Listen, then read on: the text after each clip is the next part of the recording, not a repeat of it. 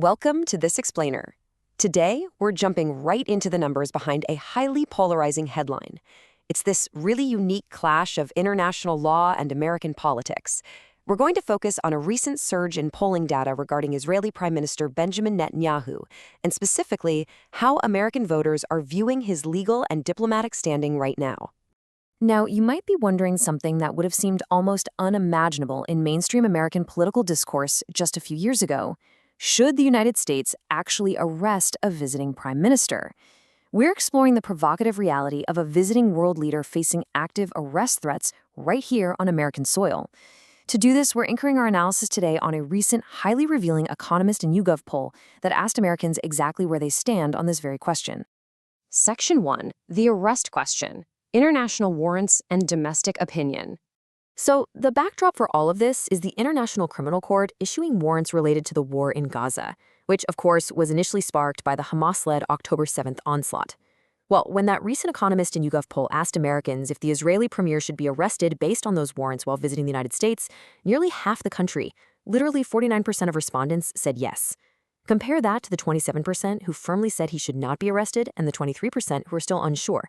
It's a pretty remarkable statistical snapshot showing that a plurality of Americans currently support seeing a visiting premier placed in handcuffs. And this really illustrates the underlying sentiment driving those arrest numbers. You see, the pollsters didn't just ask about the action of arresting him, they asked about the core accusation itself. When respondents were asked whether they thought Netanyahu was guilty of war crimes during the war in Gaza, the figures mirrored that previous question almost exactly. 49% believe he is guilty. So the data is showing a direct one-to-one correlation in the public's mind between believing in his guilt and wanting to see him arrested. Section 2. Breaking down the demographics, the partisan divide. You know, national averages only ever tell half the story. When we actually break down the support for arresting Netanyahu by party affiliation, we find a massive 44-point canyon between the two major parties. A commanding 68% of Democrats back the arrest, but on the flip side, only 24% of Republicans share that view. Meanwhile, independent voters, who are so often the bellwether for broader national shifts, sit right in the middle, but they still reflect a majority, with 55% supporting the arrest. This stark partisan split isn't just about international law either. It extends deeply into how Americans view the prime minister's impact on traditional diplomacy. When the poll asked if Netanyahu's behavior has actively damaged bilateral relations between the U.S. and Israel, 47% of Americans overall said yes. But again, that partisan divide is sharp. 61% of Democrats believe he has harmed the relationship compared to just 30% of Republicans. It really paints a picture of a leader whose American support base has become highly concentrated on just one side of the political aisle. Section 3. The New York Flashpoint. Abstract data meets real-world tension. Okay, this debate isn't just a hypothetical polling question anymore. It became a major flashpoint surrounding a planned visit to the UN General Assembly. This brings us to the local political reaction over in New York. Mayor Zohran Mamdani, who is a known harsh critic of Israel, publicly branded Netanyahu a war criminal and unequivocally stated he's not welcome in the city. Mamdani had actually been pledging to arrest the prime minister if he set foot in New York. Now, in a recent video announcement, the mayor did admit that the New York Police Department lacks the legal authority to actually execute that kind of arrest. But despite walking back the legal threat, his fierce rhetoric sparked an immediate, intense outcry from prominent Jewish leaders. And immediately juxtaposing the mayor's threat, we saw Prime Minister Netanyahu push back fiercely. During an interview on Fox News, Netanyahu didn't hold back at all, vowing to come to New York regardless of the mayor's statements. He labeled Mamdani's rhetoric as hate-spewing, claiming the mayor was turning people against New York Jews, and then provocatively asked, what are we, in the 1930s? This whole exchange just perfectly captures the incredibly high tensions surrounding this diplomatic visit. Amidst all this heated back and forth about who speaks for or protects the Jewish community, an AP New York poll released data looking specifically at favorability ratings among U.S. Jews. And the results? Well, they present a really surprising twist in the demographics.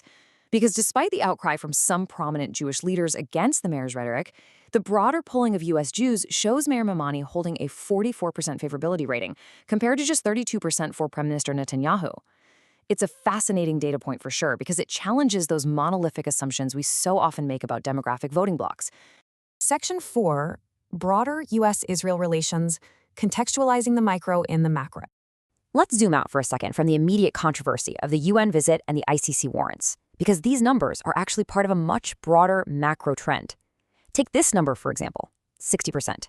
This comes from a Pew Research Center poll published earlier in April.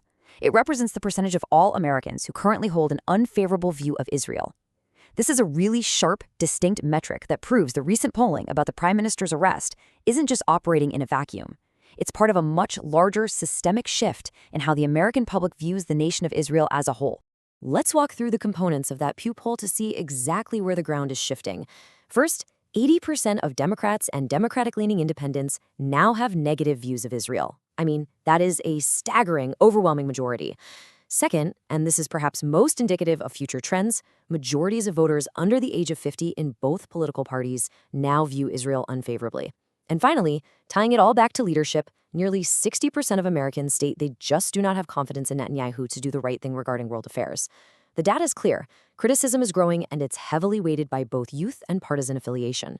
So, the absolutely crucial point here is this. Despite everything we've just uncovered regarding public polling, official United States government policy tells a completely different story. It is vital to remember that the U.S. is not a member of the International Criminal Court. Furthermore, the administration has flatly rejected the ICC case against Israel, with Israel itself staunchly denying the war crimes allegations. The U.S. government has even gone as far as sanctioning the Hague officials involved in the case. So official policy and public sentiment are currently riding on two entirely different tracks. Which brings us to the ultimate question for you to consider. We have a clear, highly documented divergence here. On one side, official U.S. policy staunchly defends its ally and completely rejects international court jurisdiction. But on the other side, nearly half the American public supports arresting that ally's leader, and majorities of younger voters across the political spectrum hold unfavorable views of the nation itself. As the political landscape continues to shift, and these younger voters become the defining voices of the electorate, how on earth will this growing gap between public sentiment and official policy reshape the future of U.S.-Israel relations? It's a data-driven reality that diplomats and politicians are going to be forced to navigate for years to come. Thanks for joining me on this explainer, and keep questioning the data.